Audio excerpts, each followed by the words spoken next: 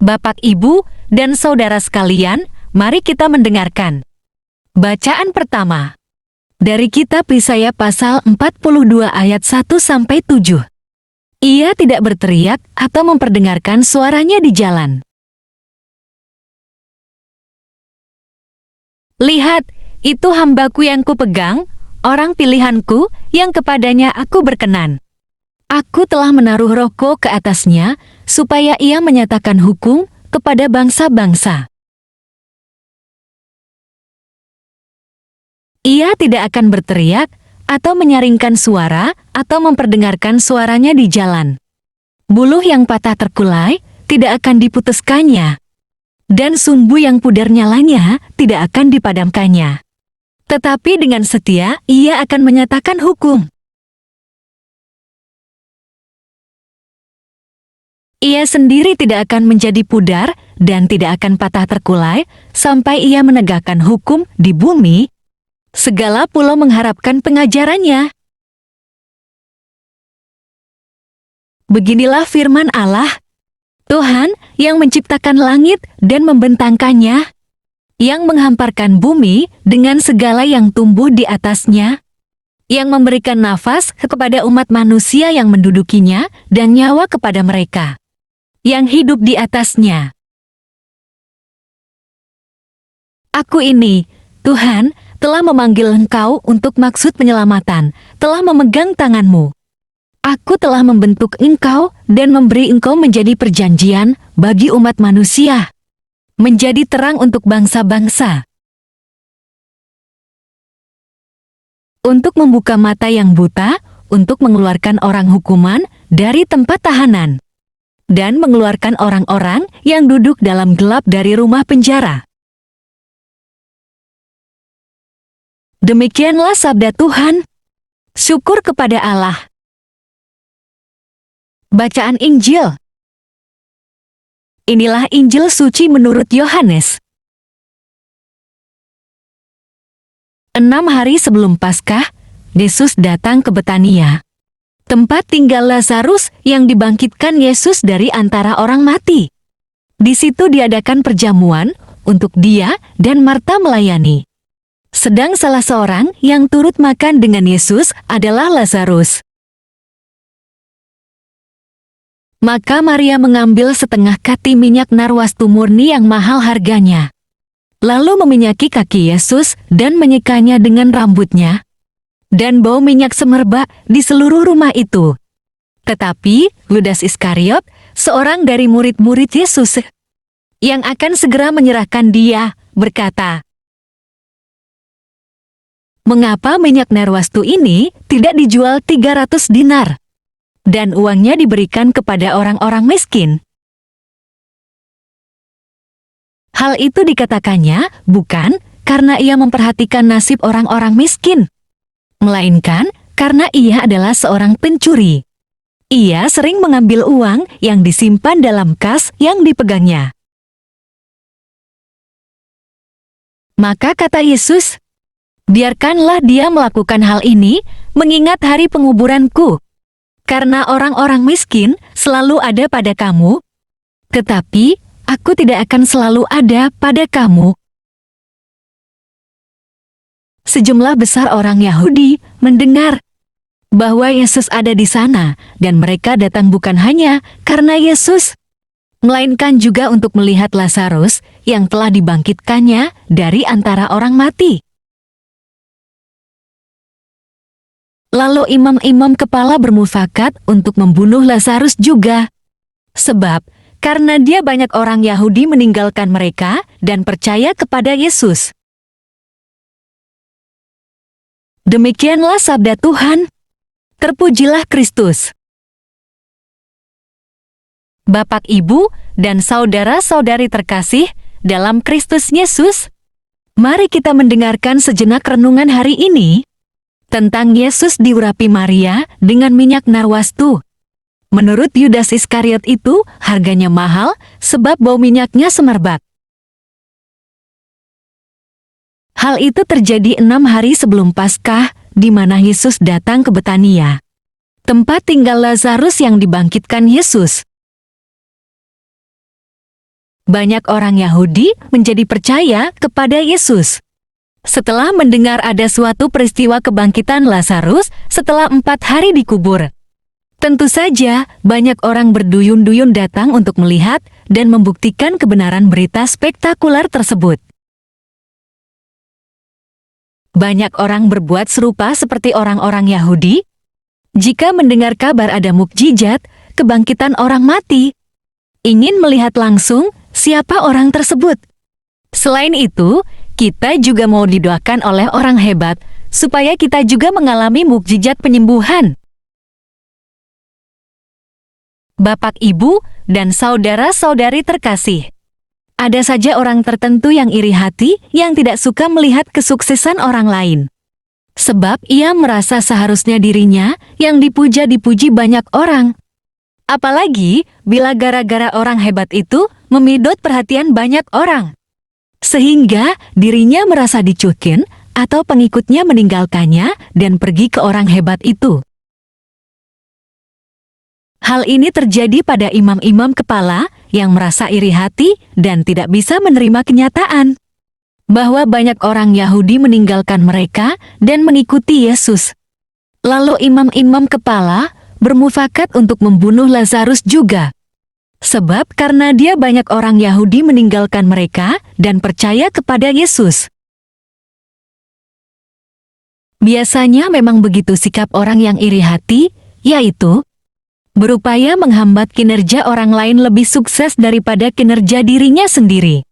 Atau memutarbalikkan fakta karena ada rasa benci dalam dirinya.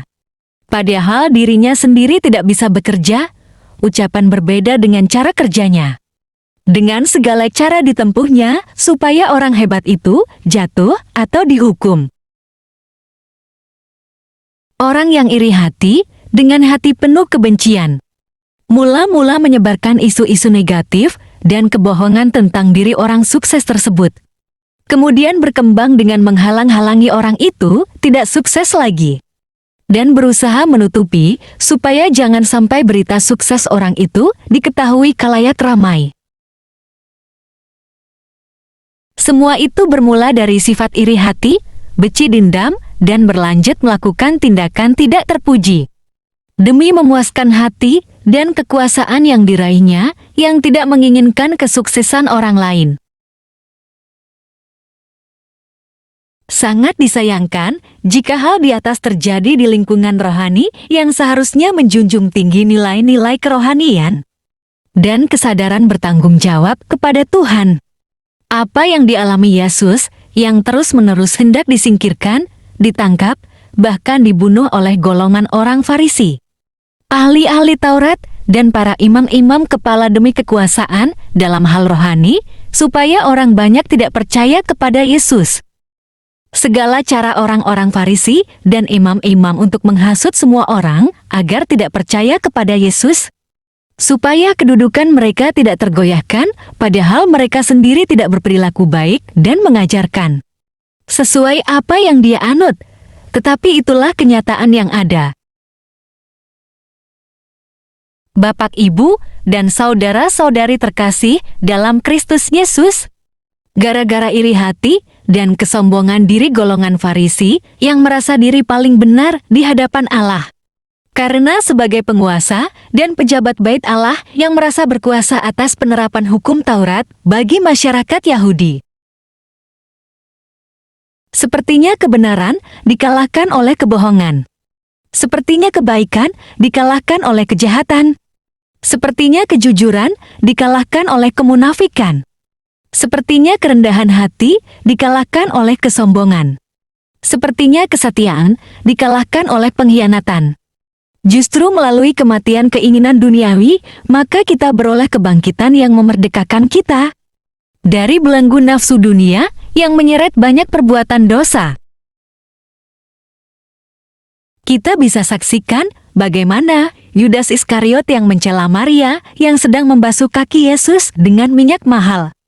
Maria melakukan hal tersebut untuk mengungkapkan rasa syukurnya yang telah dibela dan diselamatkan Yesus atas dirinya dan adiknya, Lazarus. Sepertinya Yudas Iskariot membela kepentingan orang miskin. Tetapi ternyata penampilan luarnya saja yang baik supaya dapat pujian dan penghargaan orang lain. Kenyataannya Yudas Iskariot adalah pencuri atau kalau sekarang istilahnya dikenal sebagai koruptor. Banyak di dalam kehidupan kita seperti Yudas Iskariot mengedepankan agama atau peduli orang miskin. Tapi ternyata korupsi sungguh-sungguh sangat memalukan. Sifat dan sikap Yudas Iskariot tersebut sampai sekarang masih banyak dilakukan orang dan berbuat seperti beliau. Di hadapan orang banyak, bicaranya manis dan sepertinya hanya dirinya yang paling baik yang suka menolong orang lain. Tetapi, tersembunyi motivasi dan tujuan untuk kepentingan diri sendiri. Sungguh menyebalkan berada di dekat orang model begini. Tetapi ya begitulah. Ilalang dan gandum memang selalu saja berdekatan satu sama lain supaya hasil gandum panen raya. Bapak Ibu tidak perlu cemas dan khawatir menghadapi segala macam ancaman tindakan orang-orang yang tidak menyukai diri kita seperti yang dilakukan golongan Farisi terhadap Yesus. Jadi, Bapak Ibu dan saudara-saudari terkasih, Yesus tahu siapa yang tulus hati melayaninya dan siapa yang mendua hatinya seperti Yudas Iskariot ketika melayaninya. Kita diminta untuk berhati-hati menjaga sikap kita di dalam melakukan tugas-tugas pelayanan, agar jangan sampai motivasi dan tujuan kita melayani tersembunyi kepentingan diri sendiri dan tidak memuliakan Tuhan.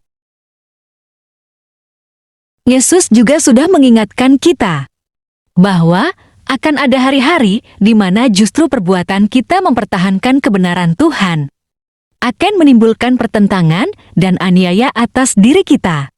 Tetapi, kita tidak perlu khawatir karena Yesus beserta kita dan pembelaan Yesus akan meluputkan kita dari mara bahaya. Bapak, Ibu, dan saudara-saudari terkasih, teruskan perbuatan baik kita sebagai persembahan minyak narwastu yang semerbak mewangi di hadapan Yesus. Karena kita melakukannya dengan kesungguhan dan ketulusan hati. Salam kasih, Tuhan Yesus memberkati. Marilah berdoa. Allah Bapa yang berbelas kasih, sabda-Mu adalah kehidupan kekal, daya hidup, dan perutusan kami. Naungilah kami dengan Roh Kudus, agar kami dapat melaksanakan misi Putra-Mu, menyampaikan kabar baik kepada sesama yang miskin dan berkekurangan. Semoga daya sabda-Mu yang kami wartakan menyembuhkan sesama yang sakit, menghibur yang berduka cita, meringankan yang berbeban berat, meneguhkan yang lemah imannya, memberikan harapan baru bagi yang putus asa. Demi Kristus, Tuhan kami. Amin. Dalam nama Bapa dan Putra dan Roh Kudus. Amin. Jangan lupa subscribe, like, dan komen. Terima kasih. Tuhan Yesus memberkati.